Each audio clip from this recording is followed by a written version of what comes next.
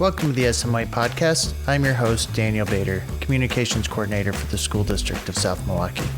Today we're at the high school talking about the ACT, a standardized test that is used by colleges for a range of decisions, and as we'll hear, by scholarship granting organizations to help determine who they want to award those scholarships to. The reason we're talking about the ACT is because it's coming up in the spring, and also because South Milwaukee High School has a new tool to help students prepare for the ACT, and will begin dedicating some classroom time to preparing students for this important examination.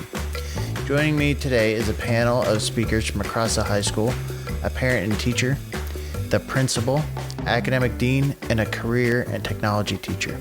We'll start by having them introduce themselves. Hi, Dan. Mike Arndt. I'm the high school principal. I'm Donna Krasovich. I'm the academic dean at the high school. Melissa Kehoe. I'm a parent of a current senior at South Milwaukee High School, and also I teach the Avid elective courses. And I'm Amy McConnell, a career and technical education teacher. I teach the health science courses at the high school. Awesome. Thank you, guys. Welcome.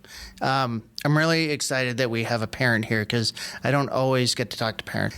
Here we are. Melissa, you have a senior this year, and you are experiencing the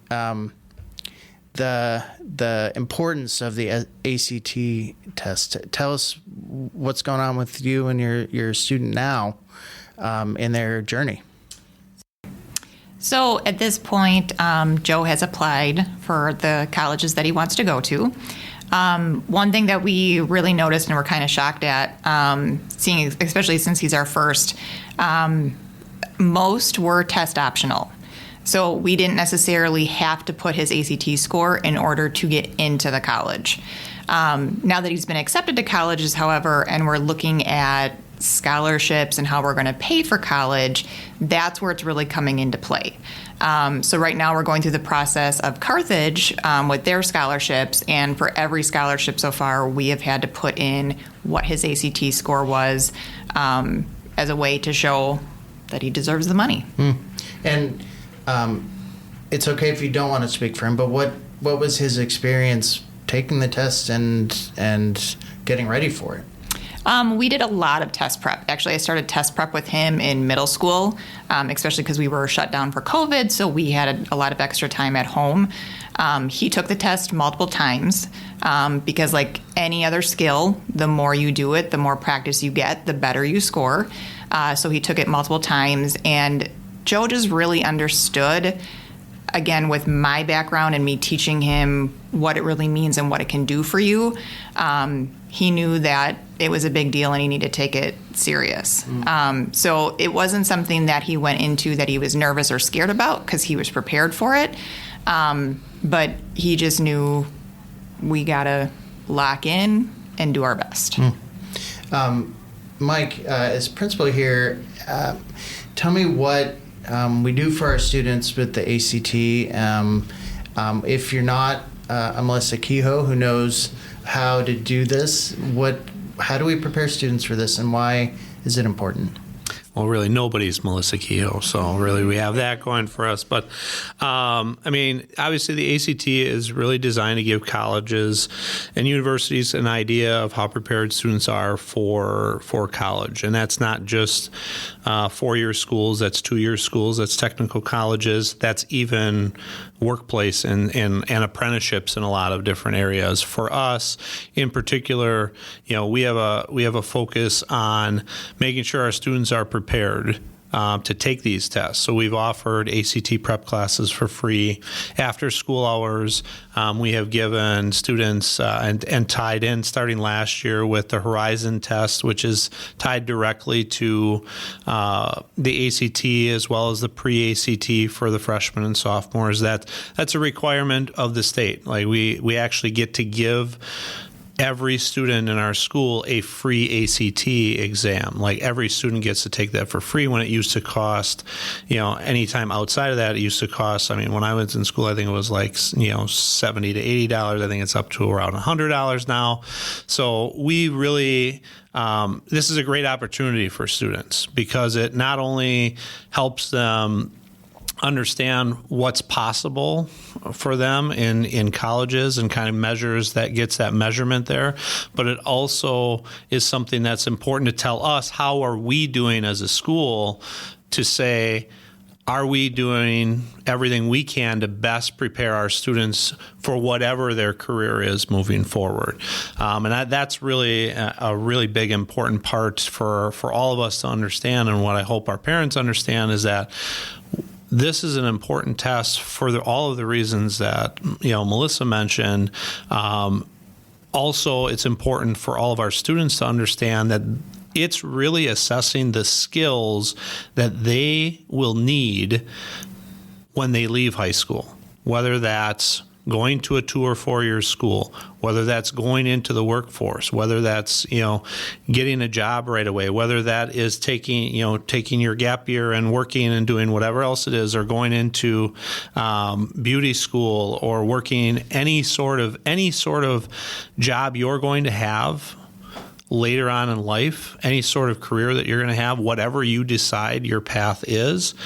This is an assessment to tell you how prepared you are, which also in turn tells us how well we did preparing our students for their next career. And it's not just college. You've said that a couple times. Amy, in your line of education, how does the ACT figure in? Sure. So as part of our CTE program, we have a lot of our youth apprentices and students who might be going to technical schools and pursuing healthcare careers. And a lot of those schools do require a minimum ACT score, specifically in reading and sometimes math. We work with Gateway to do our CNA program, and in addition to looking at their GPAs, they do look at a reading score, and it has to be a minimum of 16 on the ACT for them to gain admission into the class, or they have to take an additional class. And that's not unusual. I looked at Milwaukee area Technical College, MATC, Gateway, Madison area Tech College, and they all have about the same range for a lot of their technical careers. Sonography and vet tech and dental assistant are 3 really big ones that a lot of my students are interested in, and they all require somewhere around a 15 or 16 for those subsections of math and reading. Yeah, Mike, tell me the ranges. We're throwing around some terms. I don't know what ACT stands for. I don't know what a good score is. What does it mean? Yeah, I think when you're looking at, it used to be so when it was used specifically as parts of admission requirements, that 22 to 24 range was really kind of that was a bare minimum type of range that you were going to see colleges, universities required. That's overall.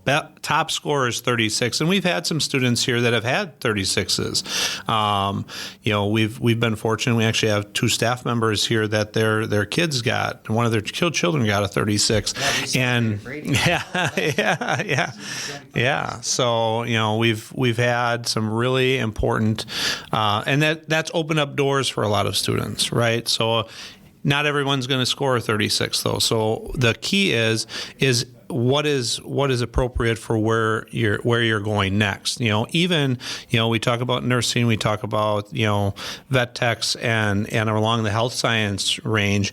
It also is applicable to carpenter apprentices, construction, anywhere between that 15 to 17 range in reading, because you have to be able to read instructions, you have to be able to follow, you have to be able to read diagrams, the math skills that you're going to need in terms of, making sure that things are at right angles, making sure that you're actually measuring it, that you can measure and what those measurements are, and being able to do that. If you're building a house and the house all of a sudden is the Leaning Tower of Pisa, you're probably not going to be too successful in your career that way. So it's really about what range is right for that student and what they want to achieve, and really getting to that part of it. The ACT assesses, not only reading, but math, English, right, language arts, as well as science reasoning. So the ability to read something and analyze that data and information, which is so critical for the workplace and so critical to anyone's success beyond school, as well as the optional writing piece. So when you add in all of that, it's really assessing you as an entire student when it goes through that. So being able to have, again, the range, whether you're going 4-year school, whether you're going 2-year school into a specific program, or straight into the workforce as an apprentice, or a registered apprentice, in some of those areas, is really specific to what you want to do, but they still want to see how you perform at your best on that program. The higher you get, the more you separate yourself from the applications that are out there. And I think that's the most important thing, is to understand it's not just about college, because that was the narrative before. It's not just about college anymore. It's about every workplace that you will find. They may ask for that score, or they're going to want to see that score, and that's something you can put on a resume that says, hey, I scored a 23 composite with a 19 reading score. That's going to separate me from a person who scored a 17 and a 14 reading score, on my ACT. So I'm better prepared. It's a trusted measure of educational attainment. Right, and you're all nodding. Yeah. Okay. So I went to liberal arts school.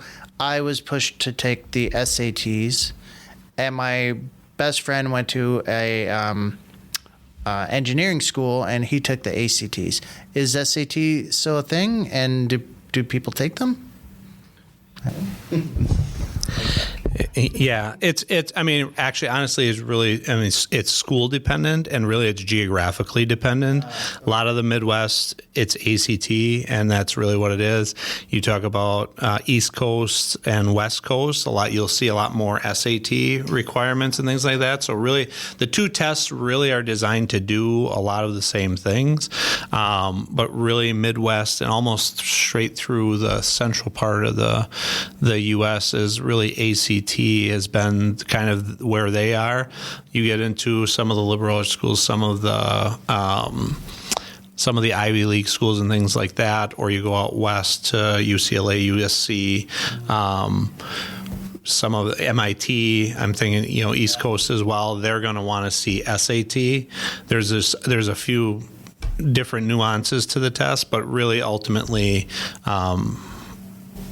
ironically, it's geographic. Yeah. For the most part. Well, I just gave it away then, because I'm from New York, and I went to a state college school. Go Bears, Potsdam Bears. But yeah, so that makes sense. Thank you.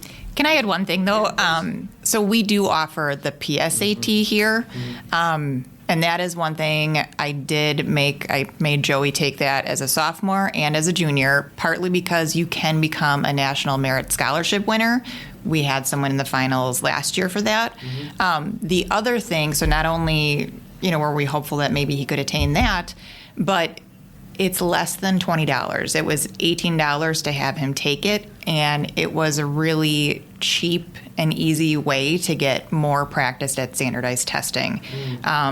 Because the tests are very similar, the scoring is different, but the content is very similar. So again, I wanted him to have that exposure just to become more and more comfortable with having a timed standardized test. Yeah, and I'm glad that you brought up content too, because I think sometimes there's a misconception about, should I be practicing as a freshman when I haven't learned everything as a junior has learned? And yes, because so much of either one of those tests is just, do you know how to take a test? And do you know the little tricks that on the reading section, you have 9 minutes per passage, and there's always going to be 4 passages, and one's a science and one is this. And so a lot of the test prep that we do is revolved around that, about, hey, you should expect to see 60 math questions. You have 1 minute per question. You learn all of those little tips that you wouldn't otherwise know, and why not give yourself the edge? Yeah, sure. I think the other part too is that I think that's a misconception. A lot of times is that you have to know all of the content in order to actually perform well on the test, and really you don't. You need the skills. Right? You need the skills. You need to know how to analyze the passage that you're reading. You need to be able to pull information off of a chart. You need to do all of these different skills. You don't necessarily need to know that Columbus sailed the ocean blue in 1492. That's not what they're testing. They're testing, do you have the skills necessary to be successful beyond high school? Melissa, I'm going to keep picking on you because if I'm a parent that doesn't know how to get ready for this, you said you practiced at home. Where'd you get the resources? How did you do that? You can get everything online. So I literally printed. So they do releases of tests. So I printed the 2017 ACT test. They're free. And that's what we would do. I would sit down with him and have him time him for the math. Because again, like Amy said, when you get to know the format of the test, that's half of the battle. When there's very concrete things on the ACT that will happen every single time, no matter what test you're taking. So just giving Joey that edge of knowing there will always be 4 reading passages. Some of the math, most of the math actually on that test to get a 22, you can, by 8th grade. They're going to have a couple, upper level pre-calc on there. But the format was huge for him. Yeah, I remember that drilling for the SAT. It was, remember, if you don't answer a question, and I don't know it's ACT, but that it doesn't count against you if you don't answer it at all. That was one tip that stuck with me for that test back then. Please don't take my word for it now. I don't know that that's true, but that idea was that is important because we try to answer every question, right, on and a on test. the ACT, you do answer every single question. I actually ran out of time taking my math section, and so I picked one letter, and I went all the way down to make sure every single bubble was filled in, and ironically, statistically, I was more likely to get one of them right on the math section. That's true. that I couldn't finish. Right? 25% chance. We had that too, right? If you don't know, but or you reasonably can guess it's between 1 or 2, then you have a 50% chance. It was just the logic of taking a test, I guess. Yeah. And our students, I'm sure, are good at taking tests by the time they're in high school, but it's a different animal, right? Mm-hmm. What's hanging out there in my mind is that we say a lot that our students are not a number on a test, right? They are a full thing.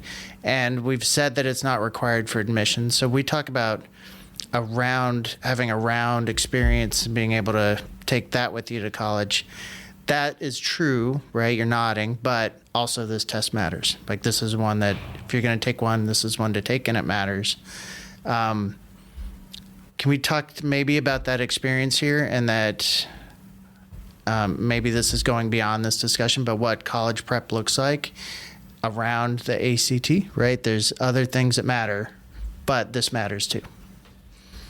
Yeah, so absolutely. We have taken a very serious approach this year in terms of how we approach all of our testing, and really focusing on our messaging towards that. And you'll see more of that messaging coming out, for our parents, our students, our families, coming out leading up to everything that we're doing. We also, as I mentioned before, we tied in these practice tests with our Horizon, and we progress monitor. So ultimately, our students are taking 3 practice tests in their freshman year, 3 in their sophomore year, and 2 by the time they actually take the tests in the spring, their junior year for the ACT. So they're getting some practice testing in.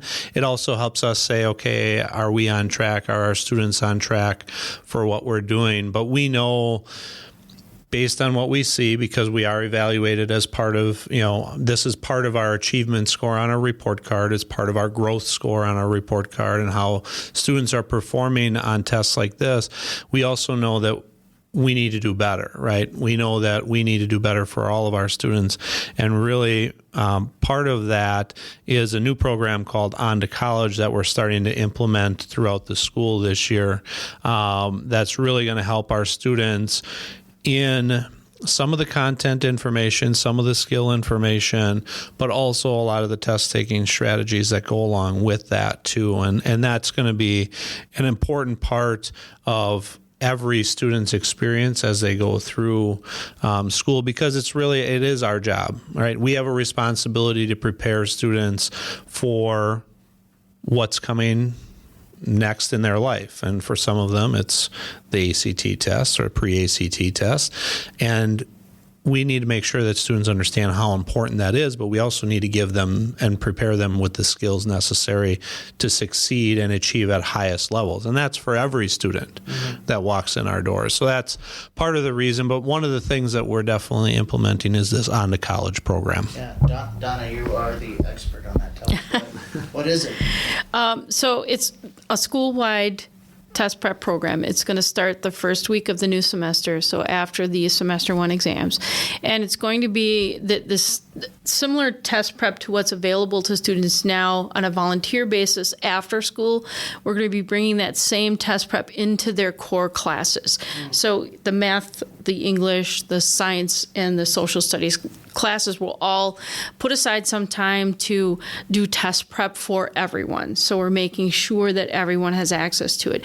We're going to cover a lot of things that the other ladies were saying here about it's not just that you have to know the content going in. You have to be able to answer questions very quickly, because that timed environment can be a high-pressure situation for a lot of students. So we want to make sure that they have a lot of strategies that are going to allow them to show what they know, but do so in a very efficient way. Even like you said, guesses don't count against you, but in situations where you're not sure of what the answer might be, there are a lot of various strategies that you can apply that allow you to make your best guess and increase the chances that you might get a couple more questions right, even if you weren't sure what the answer was. So making sure that every student has access to that, and doing so in a way that we selected a program that is very accessible to all students, whether they're students with special needs or students with who are English language learners or students who may not have been very successful in school.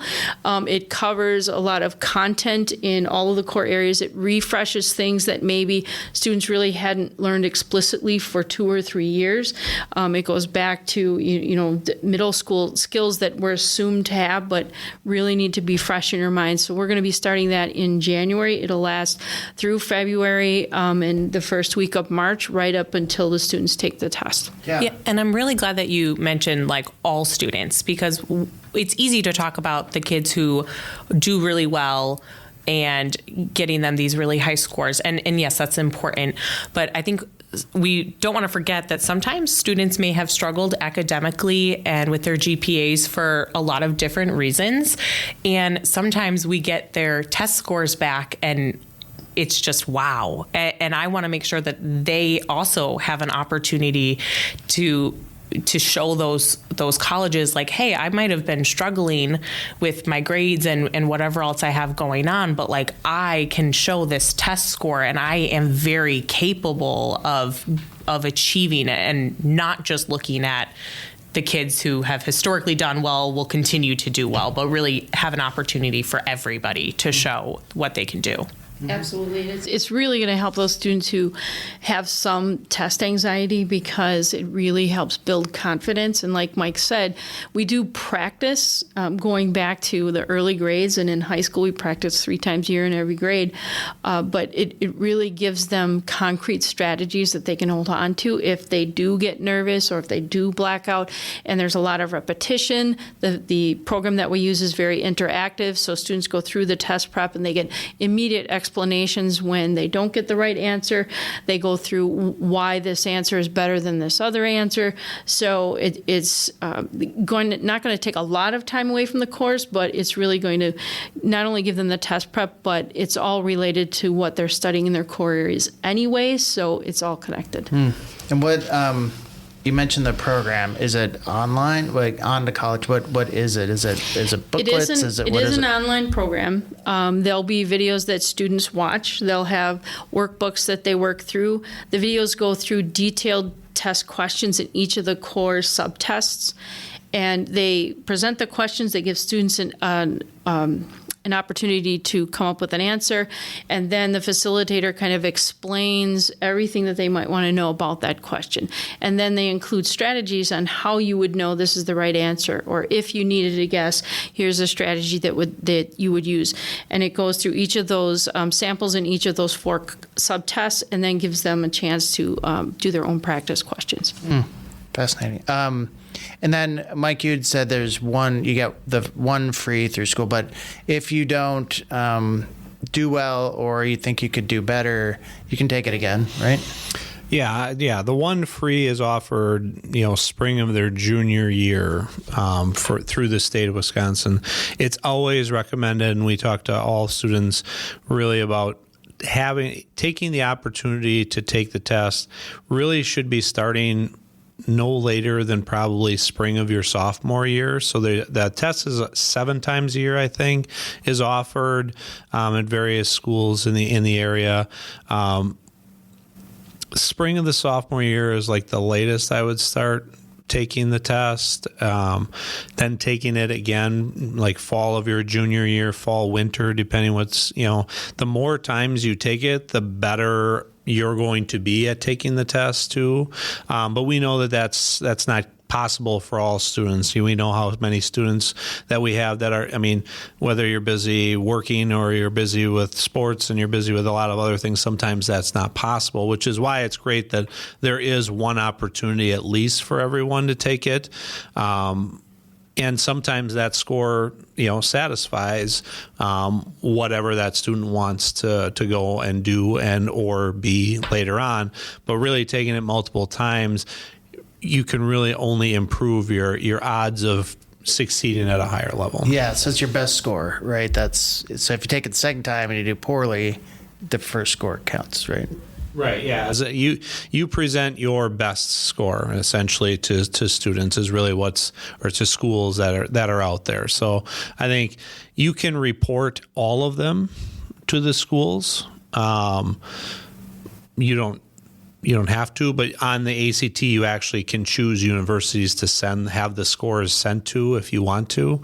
It's not a requirement, but it's something that you can do. Yeah, and one thing, I don't know if we hit on, maybe we did before I turned the mic on, I don't remember now, but was it that not necessarily for admission, but it could save students time and money once they're in school, right? In college. Yeah, there's some placement pieces too. So if you have a certain score on the ACT or specifically with English, reading, math, that you would be placed in an actual college level course. Whereas if you haven't performed it that way, you either have to take a placement test that costs money to see, which is really a similar test that one you already got for free, that you'd have to take to be able to see if you could place into that. If you don't, or if that's not an option, you could have to take a course that is a remedial level, not a college credit earning course, and pay hundreds of dollars for that course as well on top of it too. That doesn't count towards any degrees, whether it be associate's degrees or bachelor's degrees or anything like that. It just really kind of extends your stay, and maybe you might have to come in the summertime, and I don't know any student that wants to go to college necessarily between summer and fall of their after their senior year. And sometimes there's limits on that. So with the nursing program, it's a 16 on the ACT on the reading section, or you can take an AccuPlacer test, but you can only take that twice. And if you don't pass it in either of those 2 times, you have to wait a year before you're allowed to take it again, or you take one of those remedial reading courses. Right, and you're in college and you're taking a class, so you don't have the room in your schedule and you're paying for it and it doesn't count. Yeah, so then your 2-year degree or 4-year degree becomes a 5 or 6 year degree, or just becomes longer and have more debt. And Sure. And Melissa, you'd said about scholarships too. This matters, right? I mean, can you talk a little bit about your experience with that? So we're just starting to get into the scholarship journey with Joe. Like I said, step one was doing all the applications and getting in. Now we're starting that, and they want to know, these places have the money, but they want to make sure whoever they're giving the money to is actually going to use it and be successful with it. So far, all of the scholarships, the applications that we've applied for, he has to list his ACT score. The other thing I'll say about ACT score that I'm learning as well, it's called a super score. So not all colleges, not all scholarships accept a super score, but because Joe took it multiple times, if that's an option, he can actually choose the top scores for each of the 4 tests to submit. Oh, interesting. Okay. Across all experiences. Yep. So, yeah. So out of all of the ACT tests that he took, he can pick his highest reading, math, English, science, and then that he can submit. Got it. Oh, interesting. So those weren't wasted effort because he got better at taking the test, but also they all counted for him. Yeah. So final thoughts, words of advice to parents that are listening to this and just getting to know the ACT, or to our students who are getting ready to take it. don't be scared. Be prepared. I like that you said that about Joe, that he wasn't nervous. He was confident walking in. Mm-hmm. I don't want this to be scary.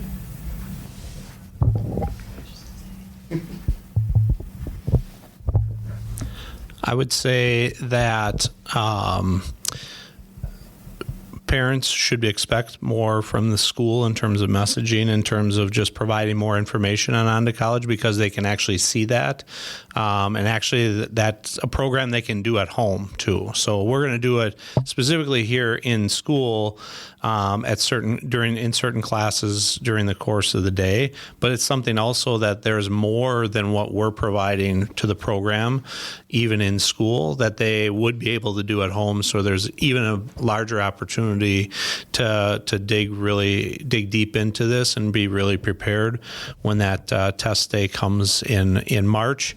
And really, it's all part of the journey for all of our students to be able to see what they can do, right? I think a lot of students, we run into and we have conversations with, don't necessarily believe and that they can achieve what they actually can achieve. And something like this, and being prepared for something like this, when you get that score back and it's higher than what you thought you were going to get, or how it really gives a student a real sense of accomplishment throughout that.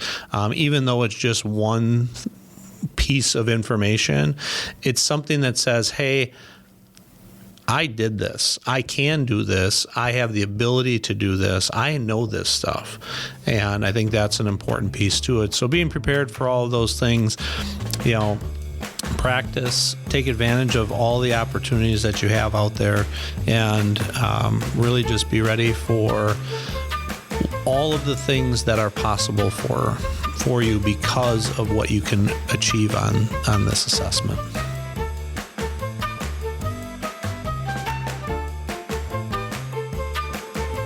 I want to thank our panelists for helping expand our understanding of the importance of the ACT, and to you for listening to the SMY podcast. If you have a suggestion for an upcoming episode, I'd love to hear it. Email info@sdsm.k12.wi.us with your suggestion, and we'll see you next time on the SMY podcast.